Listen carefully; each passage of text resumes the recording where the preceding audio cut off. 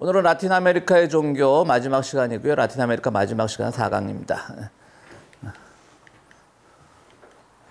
왜 또 움직이질 않느냐? 꺼놨나? 꺼놨구나.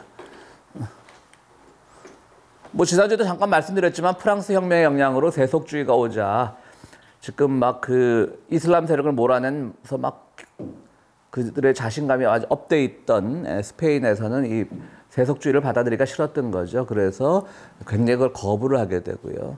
그렇지만 어쨌든 또 유럽이 전체가 세속주의의 바람이 부니까 프랑스 혁명 이후로 새로운 라틴 제국을 건설하려고 이제 남미에 더욱더 몰두하게 되는 거죠. 이것도 지난주에 나왔던 말인데요. 1713년 위트레흐트 조약으로 스페인 왕권이 합스부르크에서 부르봉가로 넘어가면서 더욱더 이런 반근대적인 시도들이 더 많이 생겼습니다. 그래서 오히려 가톨릭이 더 현대적으로 부흥하고 현대성과 어울릴 가능성도 많았지만 오히려 스페인이 저렇게 가장 강력한 유럽의 가톨릭 국가의 스페인이 저렇게 오히려 시대를 역행함으로써 라틴으로 감으로써 가톨릭이 또 한 번 발전의 기회를 놓쳤습니다. 이제 멕시코에서도 모톨리아라고 하는 사람이 라틴에 성공하면 중국 대륙을 선교할 수 있다는 야망을 가지면서 모톨리안인데 이런 신부가 이제 이 인디안 원주민 선교에 대해서 굉장히 관심을 가졌었죠. 또 호세 데 안치에타라고 하는 카톨릭 신부는요. 이런 종류의 사람들에게는 칼과 창을 통원해서 선교해야 된다라고 하면서 왜냐하면 가르치기가 자꾸 잊어먹는다는 거지. 문자에 익숙하지가 않으니까 뭐 교리문답을 시키고 뭐 하나님의 죄의식을 이제 예수 그리스도의 속죄를 가르치는데 이 사람은 죄의식들이 없는 거야. 그러니까 구원을 가르치기 위해서 죄를 먼저 짓게 해야 되는 그런 이제 신부들이 그런 점에서 굉장히 난감했다는 거죠. 그래서 모톨리안이나 뭐 이런 호세 데 안치에타 이런 사람들이 굉장히 악명을 떨쳤습니다. 1700년도에요? 그렇죠. 보통 그러니까 18세기 그때죠. 이제 18세기. 예. 모톨리니아는 이틀 동안 14,000명에게 세례를 줬다고 합니다. 그러니까 군대 저희 논산훈련소 가면 저는 뭐 교회를 다녔으니까 세례를 받고 갔지만 세례식이 있는데 연명장에 그래도 수천 명이죠. 14,000명까지 안 되지. 그리고 또 목사 한 명이 하는 게 아니라 여러 명의 목사들이 동원돼 갖고 앞에 몇 명들은 이제 머리에 주고 나머지는 이 빗자루에다 물을 적셔 쫙 뿌려요 이렇게.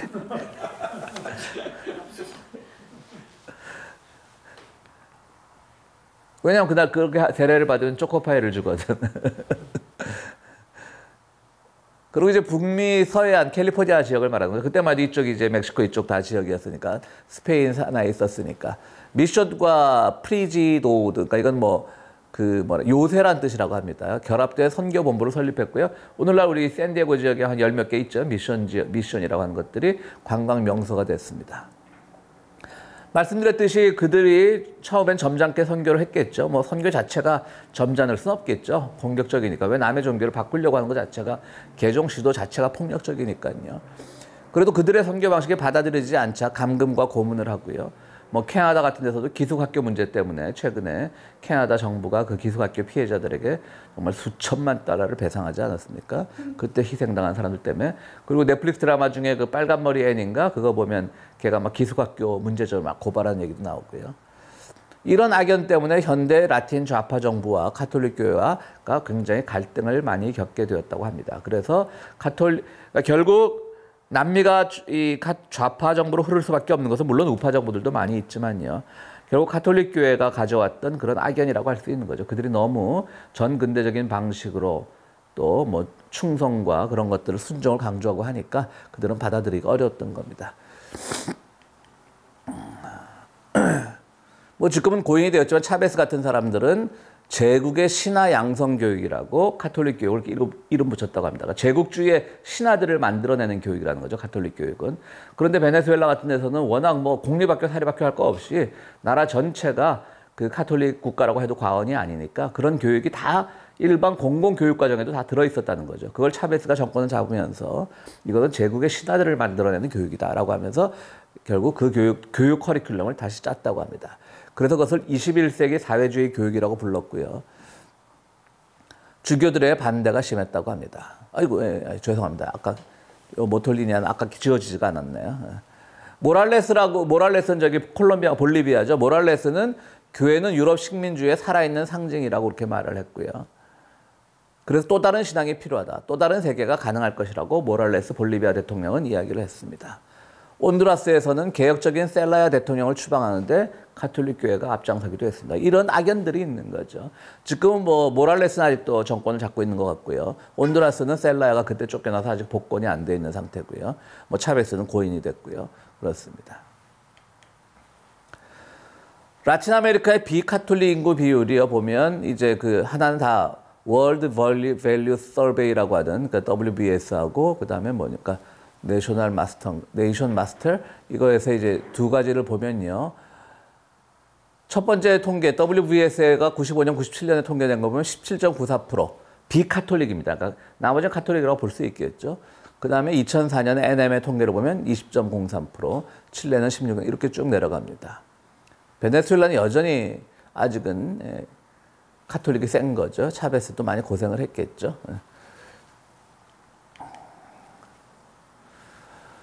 그렇지만 또 카톨릭이 이렇게 부정적이고 갈등을 일으킨 것뿐이 아니라 멕시코에서는 카톨릭이 톡착화해서 긍정적인 역할을 한 부분도 있습니다. 여러분 멕시코의 그 과탈루페 성모가 상이 유명하지 않습니까? 그러니까 성모 마리아가 원주민상을 하고 뭐 16세기 멕시코에서 발현했다고 알려진 것이죠. 그래서 이 과탈루페 그 성모상 발현지는 세계에서 두 번째로 큰 성소라고 합니다. 제일 큰 데는 포르투갈인가 어디 있습니다. 저희가 옛날 포르투갈 그 산티아고 길 걸으면서 난 세상에 그렇게 많은 관광버스가 있는 건 처음 봤어요. 이게 산티아고 길이라는 게 걷다 보면 산길만 걷는 게 아니라 도심지도 지나고 하거든요. 근데 가다 이게 뭔가 싶었는데 거기더라고. 그렇고 나중에 관광 책자를 봤더니 걷다가 거기 한번 들어가 보라 그러는데 저는 지나왔습니다. 저는 거기를 왜 들어갑니까 제가. 그러면 16세기 1517년인가 그런데 원주민 후안 디에고, 그러니까 존 제임스겠지. 성경 이름 다 따왔겠죠. 후안 디에고가 처음 발견했다고 알려졌습니다. 그리고 멕시코 독립전쟁을 이끌었던 이달고는 예수의 신부였는데요. 그 신부가 이끄는 독립군의 군기에도 휘장에도 또 이 과탈루페가 그려져 있었다고 합니다. 그러니까 독립에도 굉장히 큰 영향을 미친 거죠. 가톨릭 신앙이 보수성만 강조한 것이 아니라 또 독립운동에도 굉장히 강조를 했고요. 그 멕시코 독립운동을 가능케 했던 비밀 결사체의 이름이 로스 과탈루페스라고 합니다. 그러니까 과탈루페 이름을 따서 이제 비밀 결사체도 조직이 됐고요. 근데 한편에서는 이 뒤에 썼던가 안 썼구나. 한편에서는 이제 이게 여러 가지 그게 있습니다. 이제 후안 디에고가 그 성모 마리아로부터 장미 다발을 받았어요. 그걸 받아갖고 이렇게 이제 자기 인디아 원주민들의 겉옷 있지 않습니까? 겉옷? 그 겉옷에 잘 싸서 왔는데 그걸 신부한테 보여준 거예요. 근데 그걸 신부가 받다 딱 떨어뜨렸어요. 땅에 실수로. 근데 그 장미가 탁탁탁탁 번지면서 그 성모상이 나타난 거예요. 그림으로. 근데 그게 아직도 전해지고 있어요. 우리 가톨릭 신자 없죠? 여기 가톨릭 신자. 우리 기병씨 우리 교회 다니면 가톨릭 신자라고 고집하니까.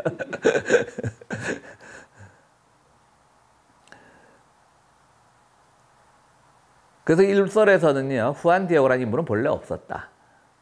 그거는 워낙 인디안 원주민 선교가 벽에 부딪히니까 가톨릭 교회가 만들어낸 가상의 인물을 만들어내서 야, 원주민이 이걸 발견했어 라고 하는 만든 가상의 인물이다 라고 말하기도 하는데요.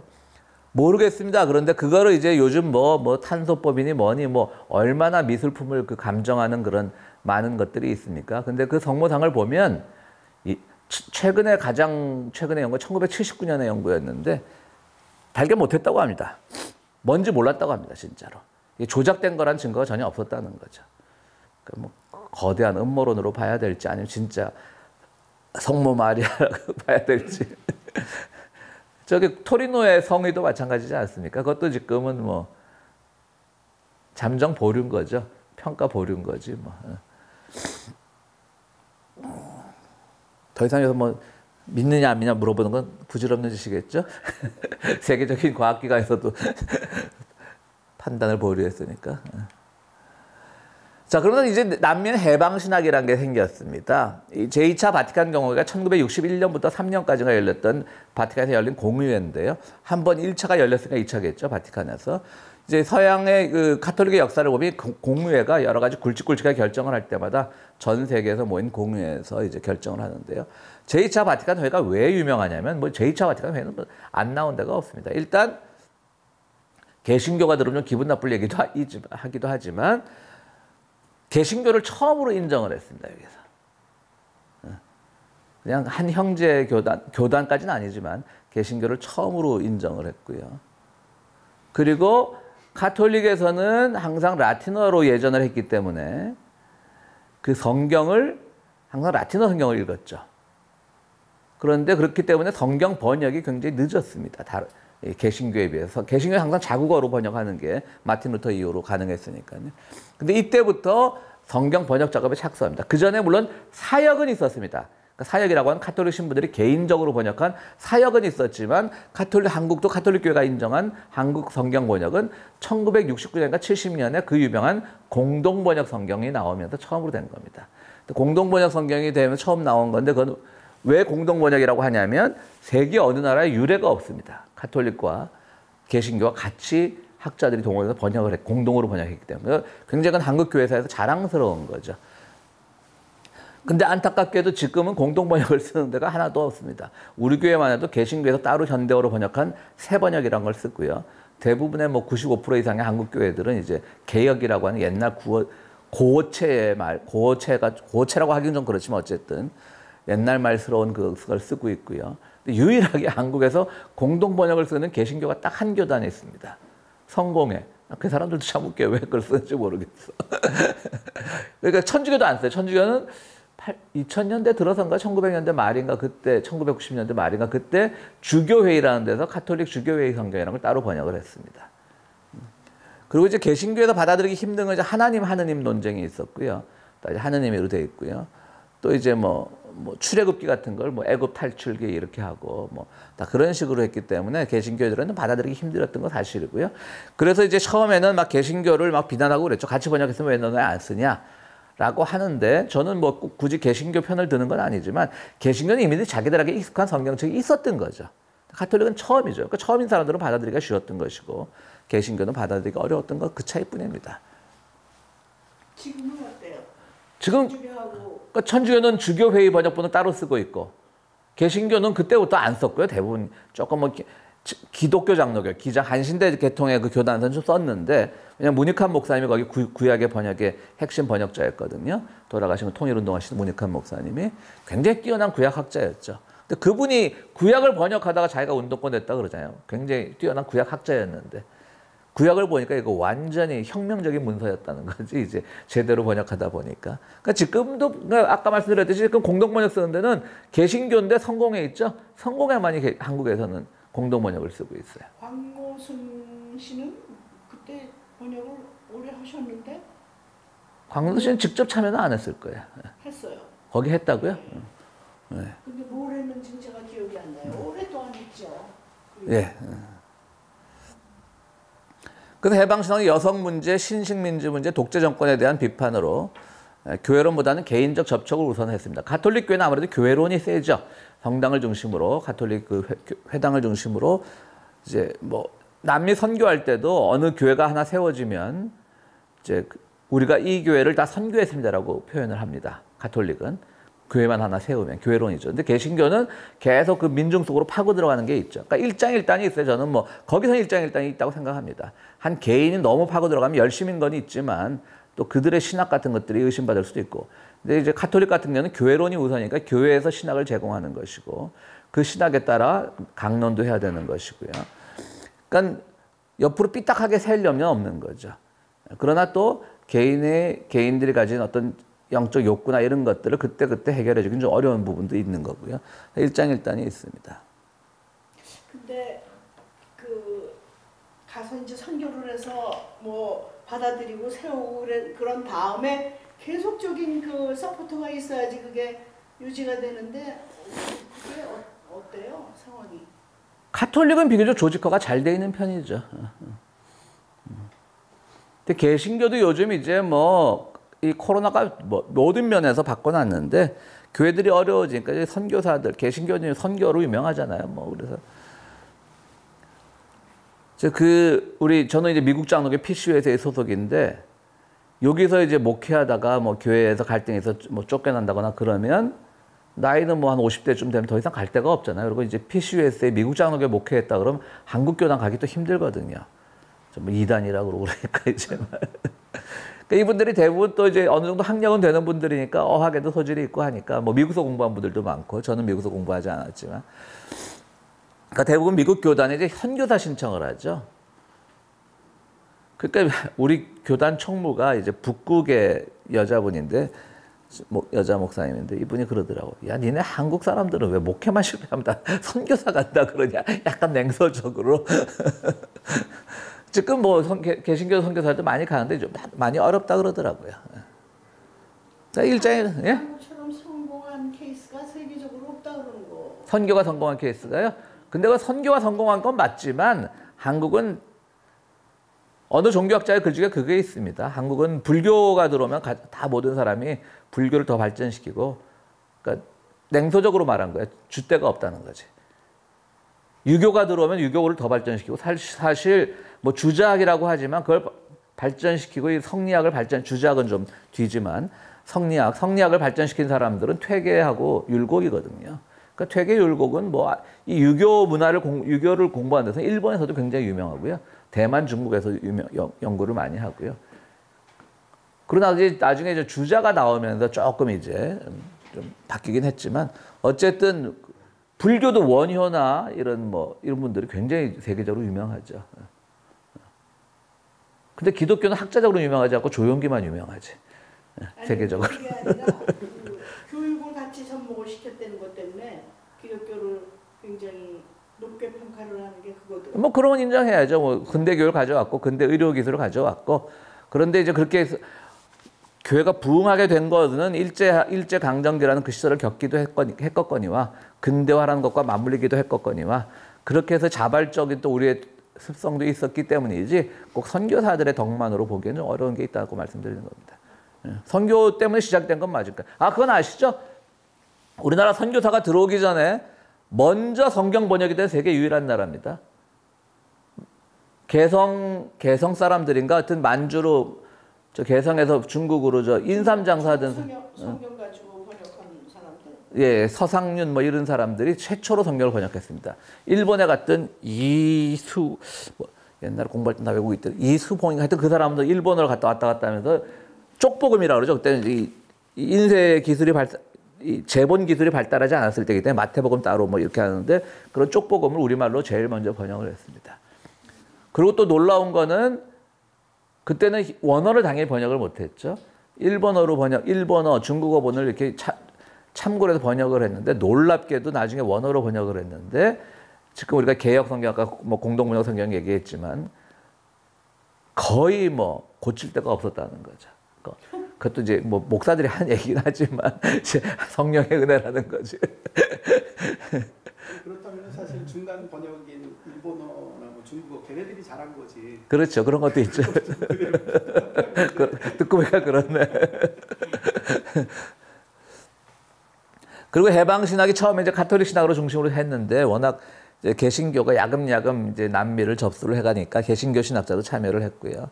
요한 바오로 2세 폴란드 출신이죠. 그 80년대 요한 바오로 2세와 누굽니까? 그 바웬사 그 폴란드의 연대라는 말을 유행시킨 솔리데리티를 유행시킨 그 노조 지도자 있었죠. 바웬사 2명이 굉장히 유명했죠. 폴란드가 나온 아주 걸물들이었는데.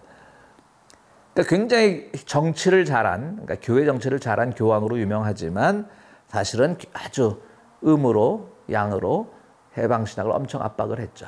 그리고 최근에 이 프란체스코 교황이 되기 전에 교황이었던 얼마 전에 돌아가셨지만 조세 라칭거 베네딕트 16세라고 하는 사람이 뭐 역사상 몇 번 안 되는 생전에 교황직을 내려놓은 사람 중에 하나잖아요. 2번째라 그러든가 3번째라 그러든가 역사상. 조세 라칭거가. 근데 이 사람은 또 교리 신학자입니다. 그러니까 이 사람의 신학은 신학자는 굉장히 뛰어난 사람입니다. 그러니까 이 사람은 뭐 탓할 건 아닙니다. 일단 가톨릭 교회를 살려야 되니까 가톨릭 교회가 망가지고 그러니까 해방 신학을 뭐 파문시키는데 구티에레즈 파문시키고 심지어 해방 신학을 옹호하던 한스킹이라고 하는 독일에 있는 가톨릭 신부도 파문시키고 근데 한스킹하고 조셉 라칭은 젊을 때부터 친구였거든요. 그런 역사도 있습니다. 그래서 해방신학을 압박했습니다.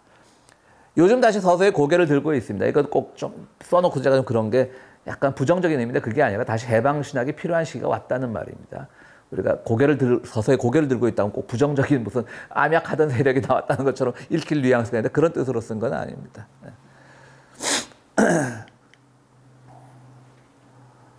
해방신학이 전통적인 가톨릭 교회론을 약화시키자. 그러니까 이제 해방신학자들은 농민 속으로 들어가고요. 기초공동체라는 말이 있습니다. 해방신학의 가장 중요한 용어인데요.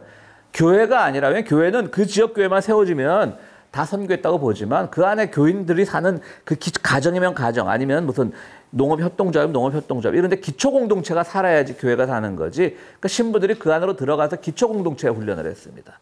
그래서 제가 80년대 막 그 대학에서 이제 교회 나가서 대학부 애들 가르치고 이럴 때는 교회에서 몰래 이제 어른들 몰래 가르치고 그럴 때는 그 카톨릭에서 번역돼 나온 기초공동체 훈련 이런 교재들이 상당히 많았습니다. 그러니까 지금 제가 그 책이 아까워서 가지고 있는데 지금 보면 아무것도 아니지만 그때는 굉장히 이제 강한 책이었죠. 아주 센 책이었죠. 그래서 기초공동체란 말이 굉장히 유행을 했고요. 그런데 제가 늘 말하듯이 이제 죽 써서 개종을 시켰다고 해방신학이 이렇게 해서 카톨릭 교회를 카톨릭 교회를 재편성할 기회를 가졌는데 교회론이 약해지니까 카톨릭 교회 뭐 복잡하게 왜 다녀? 그러면서 그야말로 민중 속으로 막 영적인까지 불어넣는 오순절 계통. 그러니까 교단으로 치자면 오순절이라기보다는 하나님의 성회라 그러죠. Assembly of God이라고. 그 계통 교회들이 부흥하면서 말씀드렸듯이 조용기가 이때부터 남미 쪽에서 완전히 영웅으로 부상을 합니다. 개신교 입장에서는 뭐 반가운 소식이지만요. 해방신학의 약화가 민중에게 줄 영향력에 대해서 회의적입니다. 이건 저는 오히려 남미는 해방신학이 가톨릭 교회가 주도를 해야 된다고 보는 입장입니다. 왜냐하면 다른 것도 아니고 오순절 계통이 들어가면 하나님의 성의 사람이 들어가면 그냥 지금 우리 교회 임대에 있는 사람들도 그 하나님의 성의 쪽이거든요. 이 사람들은 그냥 오직 그냥 자기의 영적 도취만을 최고로 따지는 사람들이. 그러니까 현대성과 신자유주의 하에서는 개신교가 훨씬 매력적인 건 맞습니다. 좀 직제를 따지고 뭐 그런 것보다는 개신교가 개인적 맨투맨이니까 신자유주의에 딱 맞죠. 현대성으로도 맞고. 그럼 미국은 뭐냐는 거죠. 결국 제가 왜 남미의 개신교화를 걱정을 하냐면 결국은 이 모든 것 배후에 저는 미국의 개신교가 있다고 보는 거죠. 미국의 개신교도 제가 속한 그런 소위 말하는 이제 메인스트림이라고 하면 주류라 그러면 사람들이 굉장히 부정적으로 듣는데 저는 뭐 그 말을 서슴없이 쓰는 게 내가 뭐 기득권이라 주류가 아니라 이게 주류여야 한다는 점에서 저는 주류란 말을 상당히 즐겼습니다. 적어도 지금 뭐 미국 장로교나 미국 UMC가 난 그렇게 이번에 동성애 문제에 대해서 그렇게 취약할 줄 몰랐어요. PCUSA보다 교단들이 더 많이 탈퇴를 하고 있더라고. UMC를 보니까. PCUS는 그래도 그 이제 다 내용이 가라앉았거든요. 일부 교회가 나가긴 나갔지만. 뭐 성공회는 더 이제 영국에 기반을 둔 성공회는 전혀 흔들림이 없었고, 캐나다에 있는 캐나다 연합교회는 캐나다는 교단이 없고 모든 교단이 합쳤습니다. 1920년대. 캐나다 연합교회는 오래전에 한 10년, 20년 전에 동성애 문제 다 수용을 했고요. 저는 이런 제가 말하는 이 주류 기독교가 어쨌든 사회 참여도 하고 사람들의 어떤 이데올로기적 종교로서의 그 기능도 해야 된다고 보는데 지금 남미의 그 오순절화가 저는 굉장히 부담스럽고 걱정스럽습니다. 라틴 아메리카 국가 중 개신교가 10% 이상 차지하는 비율은 과테말라가 상당히 높네요. 멕시코랑 가까워서 그런가요? 상당히 높네요. 그죠? 이게 2005년 자료니까 지금은 더 하겠네요. 2003년 자료니까. 온두라스, 뭐 쭉쭉. 근데 브라질 여기 15%죠. 나중에 브라질 얘기 따로 나오는데 브라질이 지금 30%입니다. 그러니까 지금 2003년이니까 20년 만에 30%가 됐습니다. 배가 늘어났다는 거죠. 그리고 정치를 좌우할 정도의 힘을 내고 있는데요. 이것도 브라질에도 복음주의 그 기독교가 엄청나게 우파 쪽에 서 있는 거죠. 브라질 얘기 금방 나오네요. 브라질 교회와 정치, 해방신학의 성지 같은 곳이에요. 구티에르즈라고 유명한 그 해방신학자가 그때도 한번 말씀드렸지만 지금 여기 노틀담 대학의 특임 교수로 와 있던데요. 그 양반도 이제 브라질을 떠난 거죠. 이번에 그 룰라가 다시 재임했지만 보우소나루 대통령이 당선될 당시 선거전 여론조사에서 56%가 가톨릭, 30%가 복음주의 기독교거였습니다. 그러니까 거의 턱밑까지 올라온 거죠, 뭐 가톨릭 국가에. 그죠? 물론 26% 차이가 나긴 하지만. 그러니까 이게 한 6, 7년 전 자료죠. 보우소나루가 대통령 되기 전, 지금은 그만뒀으니까. 근데 가톨릭 신자인 보우소나루는 2016년 요단강에 가갖고 오순절 그 하나님의 성의 목사한테 세례를 받습니다. 그러니까 이제 표를 얻으려고 이제 생쇼를 한 거죠. 그래서 실제로 복음주의 그 개신교 신자들이 보우소나루에게 표를 많이 던졌습니다. 더 중요한 건 지금 막 룰라 나가라고 좀 데모가 심하잖아요. 그죠? 아직도 그 선거 결과에 수긍 안 하고. 근데 그 데모대 대부분이 브라질 개신교 신자들입니다. 그러니까 여기 트럼프 저기 어디죠? 캐피탈 힐에 쳐들어간 그 사람들 다 그런 사람들인 거죠. 한국의 태극기 흔드는 사람들, 점광문 쫓아다니는 사람들, 이런 사람들이죠. 브라질 하면 유명한 게 왜 우리나라도 얼마 전에 천안인가 어디에 뭐 세계 최대 예수상을 만드니 마냐는데 그게 사기로 드러났죠. 근데 지금 세계 최대 예수상은 현재까지 세계 최대 예수상은 브라질에 있습니다. 근데 그것은 브라질의 개신교 세력들이 지은 겁니다. 가톨릭 세력이 지은 게 아니라. 본래 개신교 세력들은 예수상이나 이런 데 대해서 그렇게 뭐 우상숭배라 그래서 별로 좋아하지 않거든요. 근데 어느 날 갑자기 개신교 세력이 예상을 지었습니다. 그 다음 하나님의 성회, 그러니까 소위 말하는 오순절 계통의 그 교단이 브라질 국회에서, 그러니까 보우소나루 때 브라질 국회에서 입법 공로상을 수상을 했습니다. 뭘 입법을 했는지 모르겠지만 그건 자세히 안 나와 있더라고요, 책에. 그러고 있습니다. 어쨌든 그러나 가톨릭 교회, 그 해방 신학의 성지답게 가톨릭 교회에서 이 해방 신학이 저변에서 활성화되고 있습니다. 현재는 그렇다고 합니다. 그래서 많은 그런 보고들이 이루어지고 있으니까 저는 어쨌든 해방 신학이 잘 되기를 바라서 적어도 남미만, 라틴 아메리카만 하더라도 정말 이런 저급한 개신교의 영향력에서 빠지지 않았으면 좋겠다라는 제 나름대로의 소망이 있습니다. 니카라과입니다. 2007년 2월 제가 말씀드렸듯이 2007년 제가 한 9월쯤 5월인가 한번 니카라과를 갔습니다. 그랬더니 막 그 선교사들, 한국 선교사들은 막 공산당이 정권을 잡아서 우리가 망하게 생겼습니다. 선교 지원을 더 해주십시오 그러고 우리가 간 미국 장로 선교팀은 이제야 니카라과가 정의로운 국가가 됐다라고 말하는데 왜 그러냐면 가톨릭 사회, 그러니까 기독교, 여기서 기독교 하면 그냥 가톨릭, 개신교 가톨릭을 다 포함한 말이죠. 기독교 사회주의와 좌파, 막시스트 좌파 혁명군이 연합해서 성공한 아주 세계적인 보기 드문 최초의 사례입니다. 그 사람이 바로 그러니까 그걸 이끌었던 사람들이 산디니스트 민족해방전선이라고요. 보통 산디니즘이라고도 부릅니다. 그리고 이제 처음에 1979년인가 이들이 소모사를 쫓아내는 정권을 잡았다가 미국이 소모사를 후원했잖아요. 니카라과의 엄청난 독재자. 그러다가 이제 다시 이 애들이 정권을 잡았는데 다시 보수 정권을 후원하는 바람에 망명생활하다가 제가 갔을 때 2007년에 이제 혁명을 다시 성공을 해서 제2의 혁명 2단계가 시작된 겁니다. 그러니까 말씀드렸죠. 기독교 사회주의와의 연대 정부라는 점에서 굉장히 모범 사례고요. 그리고 더 다른 의미는 이제 기독교 국가에서는 기독교는 선이고 뭐 빨갱이 공산주의는 다 악이잖아요. 그런데 그것이 이분법이 극복이 된 첫 사례이기도 하고요. 지어졌는데 다니엘 오르데가가 이제 그때 젊을 때부터 2007년 2월 아까 1979년 그때부터 혁명군을 이끌던 지도자였는데요. 2011년 연임에 성공합니다. 여기 좀 잘렸네요. 죄송합니다. 그러니까 대단한 발전이고요. 그러니까 제가 속하는 그 미국 장로교에서는 그 선교 가서 그 혁명 정신을 되살리는 그런 성지를 방문을 했습니다. 그러니까 그 산디니스타 해방 전선이 막 이 빨치산들처럼 숨어 있던 동굴도 가보고요. 그러니까 선교 여행이라는 게 좀 그런 거죠. 우리 뭐 가서 물론 가서 노동도 했습니다. 뭐 학교 담장도 고쳐주고 그런 것도 했습니다만은. 그러니까 뭐 제가 지나치게 제가 속한 교단을 좀 자랑하는 것 같지만 그 선교 여행은 다녀와서 별로 내가 뭐 부끄러움이 없더라고요. 가서 뭐 피선교지에 가가지고 뭐 마치 시해하듯이 뭐 대접받고 선교사들한테 뭐 사진 찍고 그게 아니라 그런 산디니스타 그런 혁명 성지도 가보고 그리고 더 웃기는 건 그들의 공동 이 협동 농장 안에 있는 집에서 살았는데요. 정말 밤에 그냥 막 바퀴벌레가 막 기어다니고 도마뱀 기어다니는 데서 막 천장 보면 도마뱀이 천장에 붙어 있고 그런 데서 미국 목사들 동양 사람 저밖에 한국에 저밖에 없었는데 아시아는 그렇게 하고 있고 그거는 계속 하고 있습니다. 한 번 가니까 미국 사람들 그게 귀찮더라고. 또 가자고 계속 이메일 와요. 니카라가 예, 2007년에 오래됐죠. 그래서 예.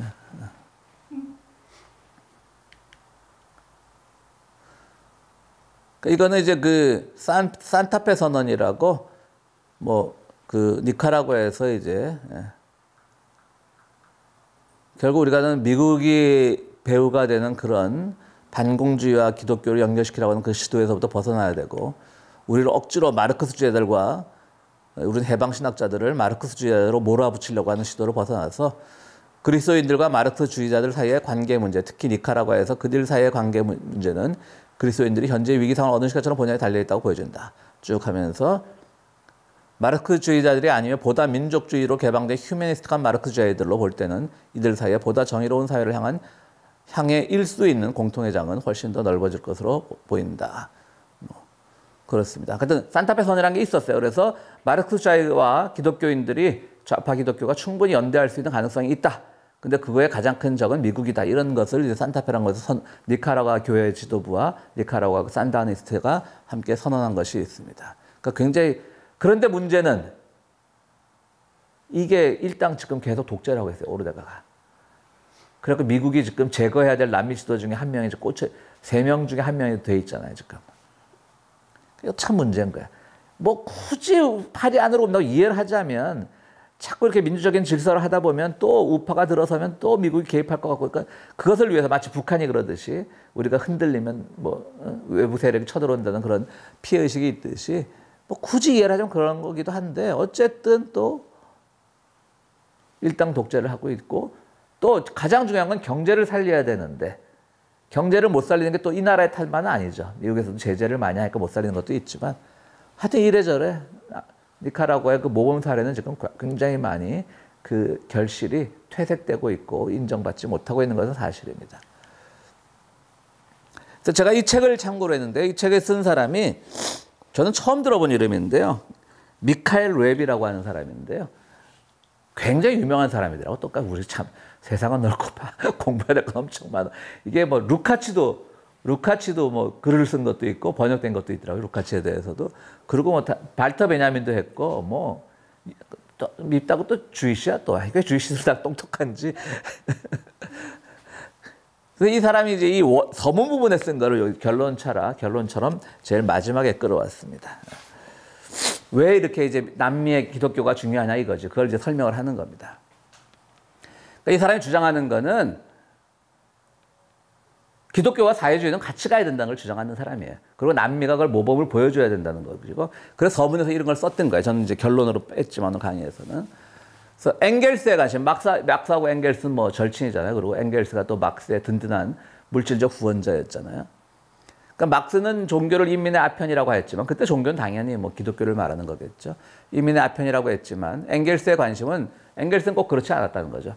원시 그리스도교였고 그는 이 그리스도교를 가난한 이들, 추방당한 이들, 저주받은 이들, 박해받는 이들, 억눌린 이들의 종교로 정의를 했습니다. 그러니까 막스와 만날 지점이 있다는 걸 엥겔스는 그러니까 막스주의와 만날 수 있다는 점을 엥겔스는 인정을 했다는 거죠. 프랑스 역사가 르낭은 초기 그리스도교가 어떠했는지 알고자 한다면 떠가 빠졌습니다. 어떠했는지 알고자 한다면 가장 가까이에 있는 국제노동자협회 지부를 눈여겨보라 라는 말을 했다고 합니다. 그러니까 지금 노동자 지부, 그러니까 노조겠죠, 노조. 그러니까 여기서 노조는 그러니까 윤석열이 보듯이 이렇게 부정적으로 보는 게 아니라 이제 노조가 잘 꾸려지고 있다는 그런 의미겠죠. 지금 이 노조가 하는 게 초기 그리스도교에 그 나누고 서로 존중하고 서로 의견을 모으고 그런 거였다. 르낭이 그런 말을 했다고 합니다. 그람시도 유명한 또 이 막시스 학자 아닙니까? 그러나 종교는 또한 이 모든 것이 이 세상의 것이 아니라 다른 세상의 것이라고 단정한다. 이와 같은 사람들 사이에서 평등, 형제 그리고 자유의 이념이 싹튼다. 그러니까 이 막시스트들이 보기에는 뭐 저 세상 유토피아라는 거 얼마나 말이 안 되는 거예요. 종교에서나 저급한 종교에서나 하는 건데 따지고 봐라 이 사람들이 바로 평등, 형제, 자유의 이념을 만들어낸 사람들이다. 그러니까 뭐 기독교를 인정했다 그런 건 아니지만 어쨌든 그렇게 우호적으로 봤다는 얘기겠죠. 에르스트 블로 이 사람도 프랑스 사람이죠. 천년 왕국설을 그러니까 우리가 이제 하나님이 다스린 재림 예수가 다스린 천년 왕국이 있지 않습니까? 그 왕국설을 막스주의적으로 해석했을 뿐 아니라 동시에 뒤집어서 막스주의를 천년 왕국설의 관점에서 해석했다고 합니다. 그러니까 두 가지가 연결점을 봤다는 거겠죠. 그리고 또 블로우의 말로는 혁명의 신학자 토마스 민처라는 표현도 썼다고 합니다. 책도 썼다고 합니다. 그러니까 혁명이라는 거는 막시스트들이 하는 말인데 감히 어디 신학자 따위한테 혁명의 신학자 그걸 붙였다 이 말이에요. 그러니까 토마스 민처는 대단했다는 거죠. 토마스 민처는 누구냐면 마틴 루터가 종교개혁을 일으켰을 때 처음에 마틴 루터도 이렇게 이 종교개혁이 커질 줄 몰랐던 거죠. 그런데 지방 영주들이 이제 돈줄에 있는 사람들이 그를 보호하니까 민중들에게까지 가기 겁이 나는 거예요. 그러니까 토마스 민처가 찾아와가지고 야 농민들하고 함께 가야지 그러려고 너 혁명한 거 아니냐 종교개혁 일으킨 거 아니냐 그랬더니 토마스 민처를 쫓아냅니다. 그리고 나서 토마스 민처는 농민운동을 일으켰던 것이죠. 그게 바로 토마스 민처의 농민혁명이죠. 그리고 그때부터 이제까지 세례받은 거 다 나가리다. 어릴 때 자기 의식도 없이 세례받는 게 무슨 의미가 있냐. 그래서 다시 세례를 받아야 된다. 그래서 이 사람들을 재세례파라고 합니다. 그리고 너무 이때 이 사람들이 농민혁명 전쟁 당시에 학살을 많이 당했기 때문에 그 이후로는 엄청난 평화운동을 하는 거죠. 그러니까 이 재세례파 토마스 민처의 후예들이 지금 뭐냐면 메노나이트, 우리 허연 목사가 있는 메노나이트, 그 다음에 저기 검은 옷 입고 다니고 전기 안 쓰는 아미시. 하여튼 뭐 내가 헷갈리지. 좀 알던 사람도 헷갈린다. 내가 막히면. 하여튼 그런 사람들이 지금 다 이렇게 뭐 길게 보면 다른 것들도 있고요. 무교회주의 같은 것들도 그 영향 아래에 있고요. 페루의 마르크스주의 사상가이자 문필가인 호세 마리아 테기가 1925년에 쓴 논문이 인간과 신화에서 해방신학의 원리로 결집되게 이르렀다라고 말합니다. 그래서 해방신학이라는 말, 해방기독교란 말을 처음으로 이 마리아 테기가 썼다라고 하는 것이죠. 혁명적 신화 이론은 종교운동의 경험을 사회운동에 적용하면서 혁명의 철학을 위한 토대를 마련했습니다. 그러니까